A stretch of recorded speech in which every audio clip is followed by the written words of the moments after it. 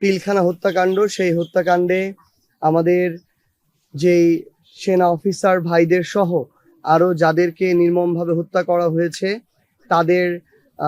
আমরা আমাদের জায়গা থেকে আজকে জাতীয় নাগরিক পার্টি এনসিপির পক্ষ থেকে তাদের প্রতি শ্রদ্ধাঞ্জলি জানাতে এবং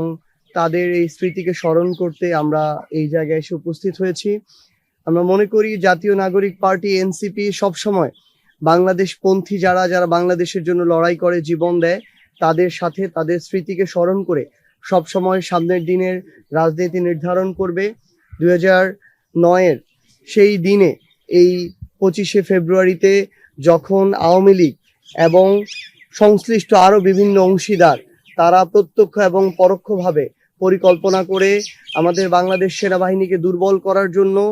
এবং বাংলাদেশের এই সশস্ত্র বাহিনীর বিভিন্ন প্রতিষ্ঠানকে একে অপরের পিছনে তারা লেলিয়ে দিয়ে যেভাবে এত বড় একটি হত্যাকাণ্ড ঘটিয়েছে, এটা বাংলাদেশের ইতিহাসে একটা খারাপ দৃষ্টান্ত হয়ে সবসময় থাকবে। সেটা থেকে আমরা আমাদের শিক্ষা নিয়ে এবং সেই জায়গাটিকে